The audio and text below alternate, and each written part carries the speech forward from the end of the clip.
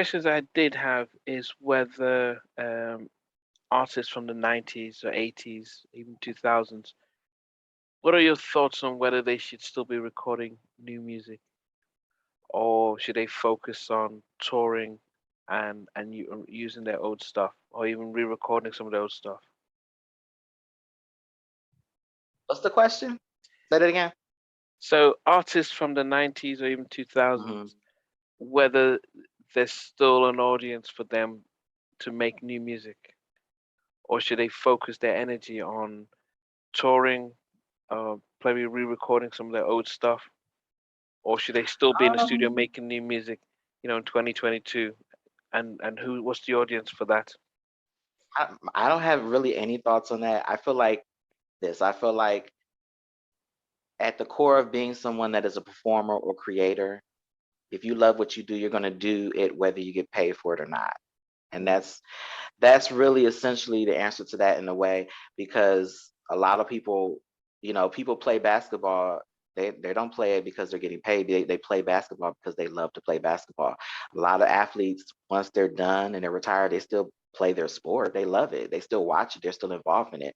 So it's to say that the only incentive to create music is to make a profit off of it and make money. It's kind of making it seem like the only reason people sing is to become a singer or to become a star. Some people sing just because they love to sing. Some people, it's as a creative person myself and talented person, I get joy out of my creation. Doesn't matter if anybody appreciates it. I feel accomplished. It's something that literally flows out of me like water. So I get a certain thrill out of seeing what I was able to create. And I think a lot of artists, they love that. You do have some artists that are, manufactured. They kind of just have been given music to perform and stuff. And, maybe they have lost the passion because it never was a passion for them, you know? But there are people, I think right now, 90s artists, now is a time, in a way better than the 90s because they have so much freedom. There's so many different ways to go about it, So yeah, just because they're not like, Faith Evans, so are you saying Faith Evans shouldn't record music anymore? Just because she's not going platinum or gold does not mean that somebody's not going to pay to see her, that somebody's not going to pay to listen, or not pay, but someone's not going to want to listen to what she has done now.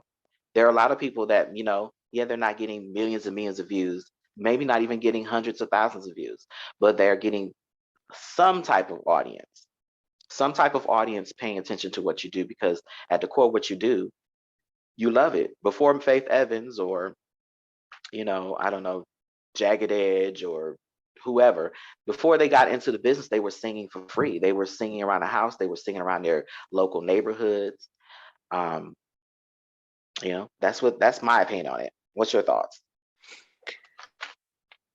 Well, I think I remember speaking to H-Town, H-Town. and I said, "Well, why so you guys are making new music?" It says, "Yes, but we're not doing it for the money. A lot of what new music does, it gets promoted, it gets a buzz. Promoters see that they're still active. It gets them on, helps them with their touring, and just it's a way of publicity. So not all of them are doing it to, and even Mr. Dalvin, he says, look, he just loves making music, just loves releasing. He's not doing it for anything. If one of them goes viral, that's great. But at the end of the day, it's just something he just enjoys doing. But there's your answer. Pardon? There's your answer. There's your answer. I mean, No, yeah, but then that's the thing is that. Are you asking from a business standpoint? Is that what you're trying to No, angle it not at? just. I think just in general, because you do see that a lot about these 90s artists or 80s artists or so, they're constantly on the road, and Right. and majority of the time they're singing the hits. That's what they got 30, 50, 40, 30 minutes slot, and they just start running through the hits. Um, Very hard to use for 30 minutes to say, well, here's a new track I've just released, because our buying habits as consumers are much different. much Right. different than before. And very few can get away with it. I just saw Mary perform on the NAACP Image Awards, performing her song "Good Morning Gorgeous," and it actually felt Right. sounded much better than this album, what the single that she put out on the video, because it was live. And I could see, wow, actually I can start seeing how Mary could get nominated for awards and still be seen to be actually, being taken seriously with her stuff. But not everyone Yeah. has that type of, Mary No. puts a lot of money and effort into what she does, and she's got the promotion behind it. But Well, Mary is a different artist because she's still connected with the circles, and she's still like I said, there's still a lot that can be made off of her brand from other entities. And there's a lot of money going into Mary to still prop her up and keep her going, and into her imaging. And she's getting the right PR and publicists and management companies, and she's rubbing elbows with the right people. She still has relationships with some of the people that are still kind of doing things. So, she's kind of an anomaly. She's kind of a separate thing. I mean, not want to say anomaly. I mean, it's other people that's in the same position, but I don't compare her with every Mary J. Blige. There's literally hundreds of other artists like Monifa, or, you know, I don't know, Faith Evans, and there's a lot of people that are not in that same position, that don't have the right management, or they don't have mhm, the big multi-million dollar PR firms that represent Brad Pitt and all these other people behind the scenes. mhm, So they don't have those connections. But at the core, what your question is why would R&B artists from the 90s still make music? And I think at the end of the day, if you're a person that's talented and you're a performer, you've been performing all your life. If you love that's something you love to do, you will do it. And these artists, if I had an example of some of the artists you were talking about, these artists can make money. There are ways to make money off of it. They have to discover it. People will, if you have an audience, um, you can, people that support you and love what you do, mhm, they will pay to support you. And you just mhm, have to find, it's different smart ways. I'm not going to go into them. When we interviewed Kevin Ross, he brought up some different ways to make money.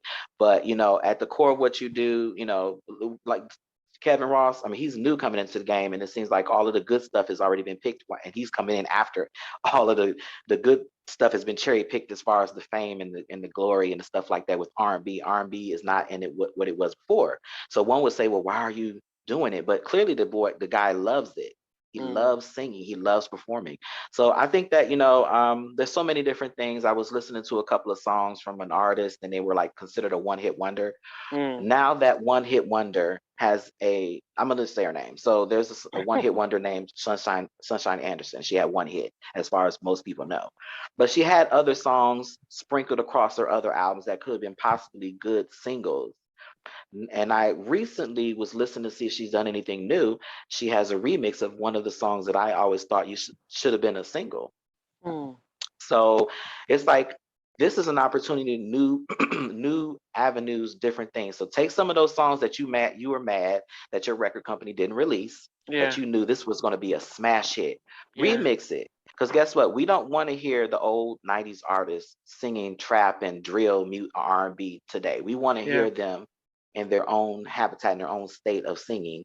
I want to hear Mary J. Blige singing like Mary J. Blige. I don't want to hear Mary J. Blige singing like Tinashe or uh, Mm. Or uh, Chloe or Haley yeah, I and don't want to hear that. I don't want yeah. to hear that kind of singing from a Mary J. Blige. I want to hear a Mary J. Blige. Mary J. Blige's new album could have been so much more successful if she would have gave us that Mary J. Blige sound that we've been craving, the real singing and all of that. Yeah, So, and you know what? We are going to touch on some of our favorite Mary tracks across different albums, but right, but we I will. think you're right about that, and I just think finally with that, Taylor Swift did a remake of one of her songs with Ed Sheeran, and it's gone to the top of the charts. So it was, she's re-recording her old albums, and she's, I think we're now in the era of singles because it's all about streaming a single, and she got Ed Sheeran to feature on it, very similar to Janet Jackson. I Get Lonely. She brought Blackstreet to sing the second verse, Yeah. and I mean, that's Freddie being Jackson created. is performing. Freddie Jackson doesn't have any hits or anything. He's still performing, still releasing new music. And I commend it because he's been performing all his life. He loves that. I wouldn't, for me, I'm not selling millions of records right now. I'm still writing songs. I'm still singing around my house. I'm still, listening to music. I don't stop because there's no monetary gain from it. Like, that's a added bonus. In reality, nobody's guaranteeing you that you should be making millions of dollars from singing or writing music. So I get it. I understand the question. It's just as a person, from that background, that question is kind of a real tricky question. It's kind of an emotional question for some people, and you'll get different answers. But I think on the majority, just like we're doing this podcast, we love what we do. We love talking about R&B music. That's the core. That's the string that brings us all together. People are listening because they love R&B and they love revisiting that era. It is what it is. So that's why we're doing this. We love this, and that's what leads a lot of us to do things. That's why a lot of people are miserable in their 9 to 5. They're doing something they hate it, and they're getting paid, but they hate it. So anyway, guys, thank you for tuning in. Me and Nnamdi would love to hear your comments in the comment section. Let us know your thoughts. What do you think? Do you think some people should give it up, or what are your thoughts? Are you still loving the music you're hearing from the 90s artists, or do you have any criticisms or suggestions or reasons why you have tuned out, or are there R&B artists from the 90s that are releasing music that you support and you love, and you think that you would be devastated if they gave up on their craft? Let us know your thoughts in the comment section. Like, share, and subscribe the Can We Talk R&B podcast. Thank you for joining us. Thanks again for watching, guys. And before we go, don't forget to hit that like, share, and subscribe button. Yeah, and also remember to turn on the notification so you can know when we have another show. But thanks again. That too.